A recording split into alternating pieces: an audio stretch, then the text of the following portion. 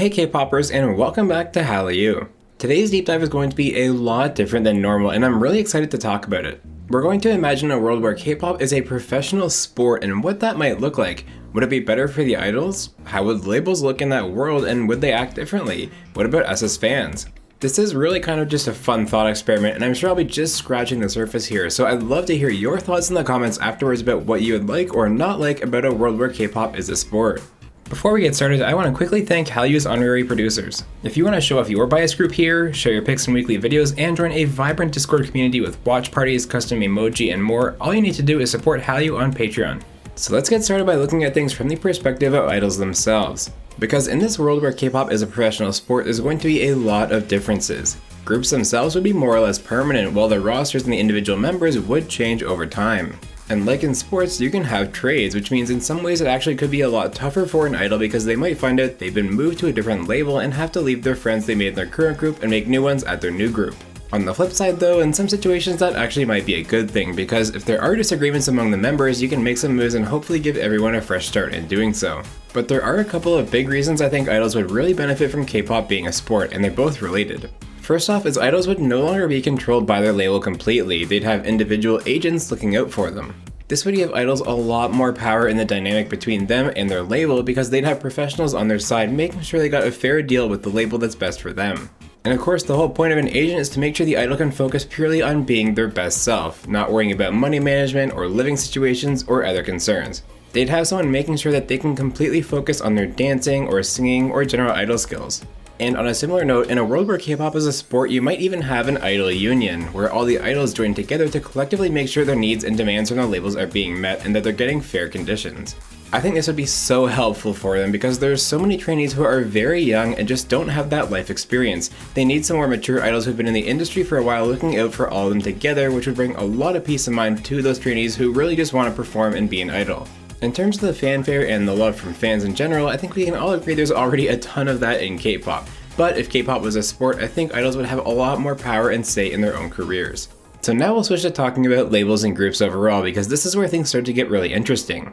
Like I alluded to before, if K-pop is a sport, then groups would be mainstays, but the rosters themselves would change over time. For example, Source Music would still have G-Friend the group around, but the actual 6 roster slots would be way different after initial members had their contracts expire. But this is where a whole other world of possibilities opens up, because you don't necessarily need to grow your own talent as rookies necessarily. Maybe there are these neutral talent schools or even K-pop departments at universities that get scouted, where potential idols are offered free agent contracts to come join a group anytime. Or maybe as a certain label, say I don't know SM, you have a girl group with too many really strong vocalists.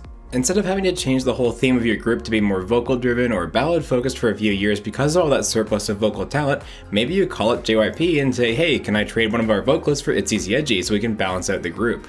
I think this could be so interesting too because it means that you have labels that are specifically good at developing only dancers or rappers but still produce really balanced groups. In fact, you could almost make a business out of it as a label by training exceptional dancers in some special academy and using that wealth of talent to acquire the talent that you need, like rappers and vocalists, in return.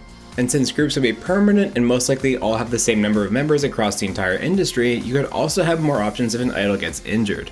Instead of a group having to modify promotions or choreography for a specific comeback because of an injury, they could call up one of their trainees to fill in and give them a chance to shine on stage and earn a future roster spot in the group.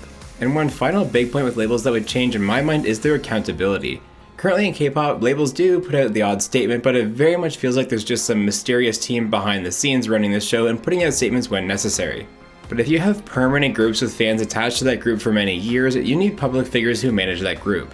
If you're gonna have someone at JYP Entertainment trading Felix for say, I don't know, NCT's Mark Lee, you need some sort of manager making those decisions and explaining them publicly to the loyal fan base.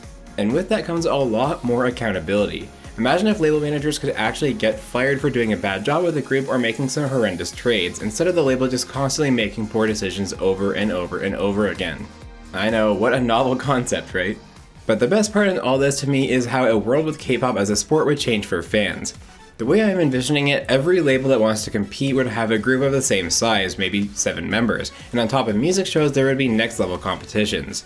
What if you had concerts where each label's groups faced off in a duel? You could have, say, YG's boy group and Big Hit's boy group facing off in an epic concert. They could both perform some of their own music and then both perform the same neutral song and have fans vote live on who did it best. You could even have individual rap battles between the group's rappers or dance break competitions live on stage too. And imagine how cool that concert venue would be. You already have Bluetooth enabled fan light sticks, and there's so much more you could do with lighting and the stage itself to make those group versus group stages so intense. Maybe instead of the year-end concerts being a big collection of performances like they are now, it's a championship where the groups with the most wins over the year compete in one final mega competition on huge stages in front of massive crowds of fans. I think this would also build some healthy rivalries on stage too. Maybe you've hitched your wagon to SM's girl group and they just keep losing to JYP's girl group on stage, and so you build this fun kind of rivalry that comes out on stage instead of in other scandals. And you could get really creative with this too. What if you took a page from Japan and created more local labels throughout Korea? You could have a new label formed in, say, Busan who specifically train idols and form their group from people specifically from that city.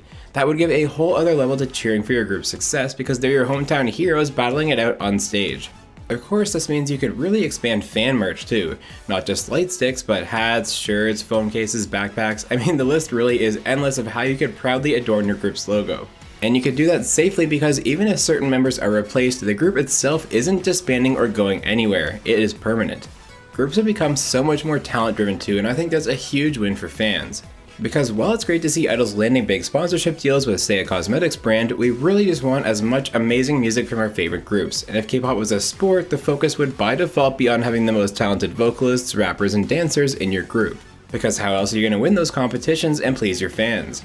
A couple more fun points here as fans too. You could also introduce a whole new world of fantasy pools and betting. What if you could bet an over-under on how many music show wins Luna's next comeback could earn? Or what if you could bet on the winner of a hybrid vocal dance battle between Red Velvet's Seulgi and ITZY's Yeji for SM and JYP's next concert battle? And of course you could even bet on which label's girl group and boy group would win it all at the end of your championships. And since there would be these one-on-one battles on the group stages, you could really bias individual idols no matter which group they're on. You could follow them throughout their entire career, and by default the idols with the most talent would stay in the industry longer because they're just that good and valuable to their group.